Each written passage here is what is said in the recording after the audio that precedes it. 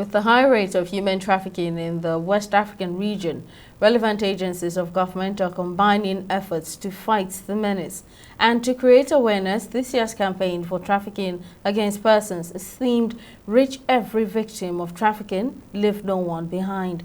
In this report, TV360 Nigeria's correspondent Tamilore Akinkolie tells the story of a survivor and ways to avoid being trafficked.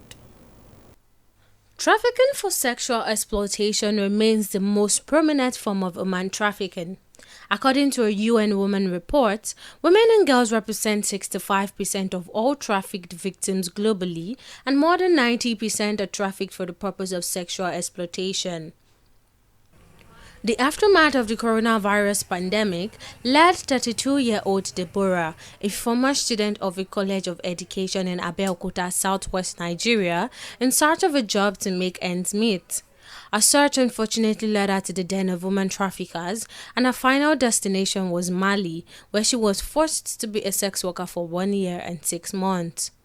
I went to Mali actually. I went to that country, and when I went there, I didn't know what I was going there to do. I didn't even know that the person taking me there was a trafficker. On getting there, we met the woman and she was like, oh, this is what we came here to do, and we shouldn't even try anything funny because Mali is very far from Nigeria. So if we try anything funny, like she's really going to deal with us. So we didn't have any other choice. There was nobody to help, and really the place was actually far because spending 9 days on the road is not an easy one. So that was what happened, and we got there. The experience was not easy because mine was a sex slave trade. Trafficked alongside 2 of her friends under the guise of getting a well-paying job in Mali, Deborah was trained to be a sex worker. She worked 12 hours daily and paid her trafficker for every basic necessity she needed to survive in a foreign land. Most times, whenever we fall sick like that, our madam will borrow us. She would give us the money to pay for the treatment, and afterwards, we hustle and give it to her back. After successfully completing all outstanding debts to her trafficker, Deborah stayed a few months longer trying to establish herself before help came. I said we were 3. One had to come back because of her health issues. She was asthmatic and also had ulcer.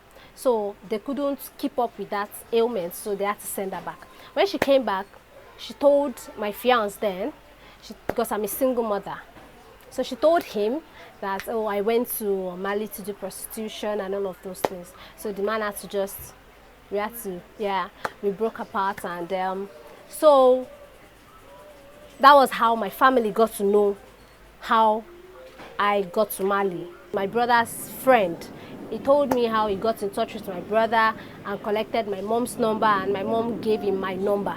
So that was how he contacted me, and he asked me how much I would use to come back to Nigeria, and I made my research and I told him the amount and he sent it. So that was how I came back. Writing through the traumatic experience, Deborah has made an effort of starting a new life as she is currently learning how to be a hairstylist and makeup artist.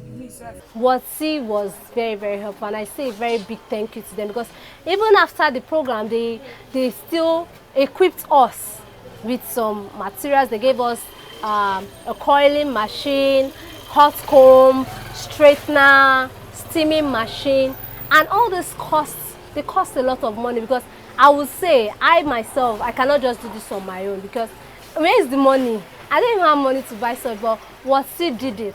The National Agency for Prohibition of Trafficking in Persons and Other Related Matters, NAPTIP, sheds more light on the emerging trends in trafficking in Mali and Nigeria. We have a lot of internal trafficking going on in Nigeria, where people are trafficked within the state and trafficked across state lines for forced prostitution or other forms of sexual exploitation.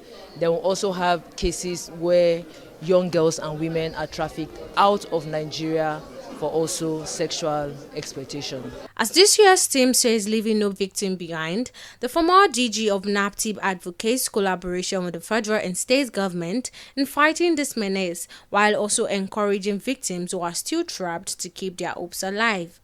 Awareness and sensitization is the key in the fight against human trafficking. I've always said that, and I'll continue to say it. And how do you reach out to everyone and leave no one behind? The only way is to educate them. Knowledge is key. Knowledge is power. With the West African region experiencing high level of irregular migration and various countries in the region remaining a source of human trafficking, the region dictates more victims than other countries in the sub-Saharan Africa, which covers more than 95% of the world's population. Tamilore Akinkwole, TV 360 Nigeria.